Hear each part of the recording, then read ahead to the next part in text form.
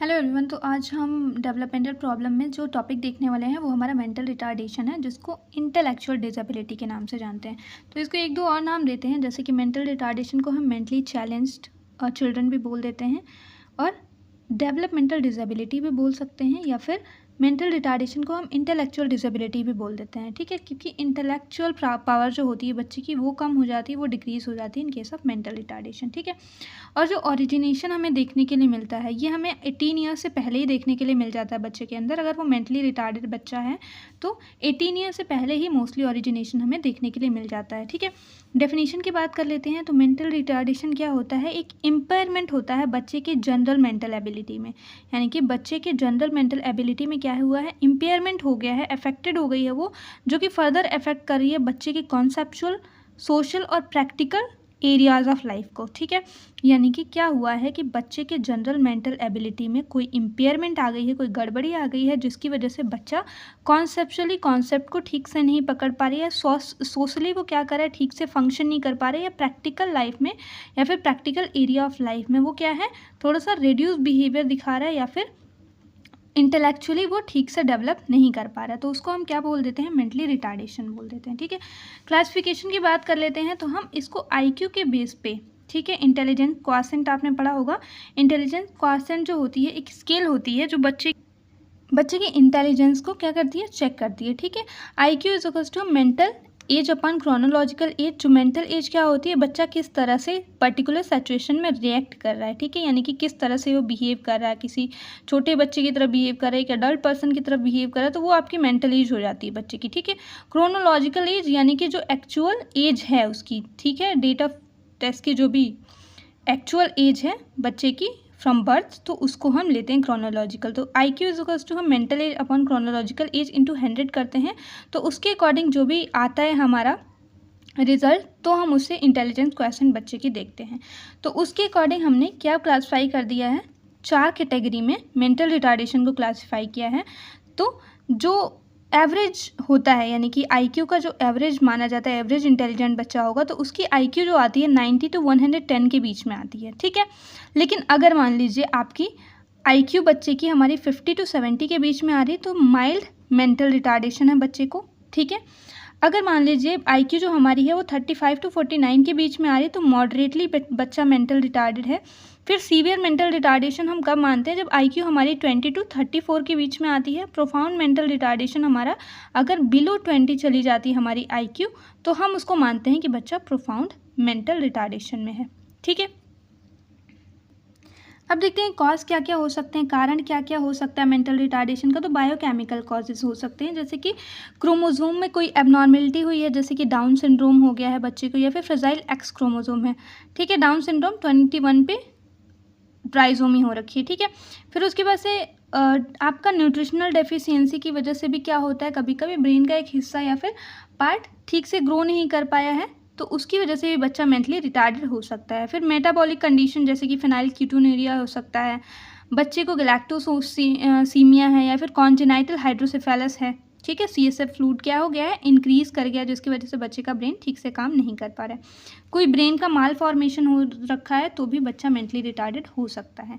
कोई इन्फेक्शन हुआ है मदर को ड्यूरिंग प्रेगनेंसी, जैसे कि HIV का इन्फेक्शन हो गया, टोक्सोप्लाज्मोसिस का इन्फेक्शन, हर्पीज सिम्प्लेक्स वायरस का, सिफिलिस का, और आपके साइटोमेगालो वायरस का इन्फेक्शन हुआ है बच्चे को, तो भी हो सकता है बच्चा आपका मेंटली रिटार्डेड हुआ। पोस्ट नटल पीरियड में अगर मेनिंजाइटिस है बच्चे को, इंसेफेलाइटिस है, मीजल्स हो गया है, वुपिंग कफ है, पर्ट्यूसिस है, हेड इंजरी हुई है, या ट्रामा हुआ है जिसकी वजह से हिमेटोमा फॉर्मेशन हो गया है, बच्चे का कोई ब्रेन का एरिया ठीक से फंक्शन नहीं कर पा रहा है, तो उसकी वजह से भी बच्चा मेंटली रिटार्डेड हो सकता है। पेरीनेटल की बात कर लेते हैं। तो अगर प्रीमेच्योर डिलीवरी हुई है बच्चे की, ठीक है, ठीक से ग्रो नहीं कर पाया, वो प्रीमेच्योर डिलीवरी हो गई है।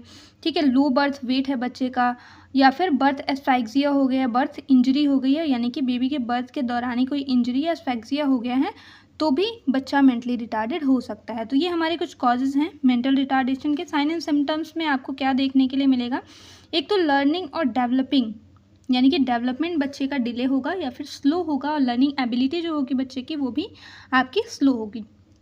बच्चा ठीक से कम्युनिकेट नहीं कर पाए, बातचीत नहीं कर पाएगा, और सोशलाइजेशन, सोशली लोगों से मिलने में उसको दिक्कत होगी, क्योंकि मेंटल रिटार्डेशन क्या करता है कि हमारे सोशल फंक्शन को भी कहीं ना कहीं अफेक्ट करता है। ठीक है, जो IQ स्कोर होगा वो एवरेज से लो आएगा, दैट मीन्स कि 90 to 110 से कम आएगा बच्चे का जो IQ होगा। फिर उसको स्कूल में जो भी चीज़ें पढ़ाई जाएंगी उसको सीखने में उसको दिक्कत होगी। जो उसकी डेली एक्टिविटीज़ यानी कि activities of daily living ADL है, उसमें भी उसको क्या होगा, प्रॉब्लम आएगी, बच्चा ठीक से उसको नहीं डील कर पाएगा या फिर उसको डिफ़िकल्टी होगी। हियरिंग में, सुनने में, देखने में, वॉक करने में या बात करने में भी उसको क्या होगा, प्रॉब्लम होगा। इनएबिलिटी होगा, उसको लॉजिकली थिंक नहीं कर पाएगा बच्चा। कोई भी लॉजिकल सिचुएशन दी जाए तो उसको ठीक से सोच नहीं पाएगा, लॉजिकली वो सोच नहीं पाएगा, प्रैक्टिकली वो किसी सिचुएशन को देख नहीं पाएगा ठीक से। ओबेसिटी हो सकती है बच्चे के अंदर, कॉन्जेनाइटल डिजीज़ के सिम्टम्स देखने के लिए मिल सकते हैं। पोस्चर में एबनॉर्मेलिटी, बच्चे का गेट या पोस्चर ठीक नहीं रहेगा। मेमोरी या अटेंशन स्पैन जो हो सकती है वो कम हो सकती है, रिड्यूस्ड हो सकती है, डिक्रीज्ड हो सकती है। इरिटेबल होगा, बच्चा इरिटेट हो जाएगा और ईजिली फ्रस्ट्रेटेड हो जाएगा बच्चा। ठीक है, क्योंकि उसको चीज़ें ठीक से समझ नहीं आएंगी वो या फिर सिचुएशन को ठीक से डील नहीं कर पाएगा। तो इसलिए मोस्टली मेंटल रिटार्डेशन वाले जो बच्चे होते हैं वो इरिटेटेड भी होते हैं और इजीली फ्रस्ट्रेट भी हो जाते हैं, राइट। अब देखते हैं डायग्नोसिस हम कैसे पता करेंगे। तो हिस्ट्री टेकिंग फिजिकल एग्जामिनेशन में मोस्टली ये प्रॉब्लम्स पता चल जाती हैं।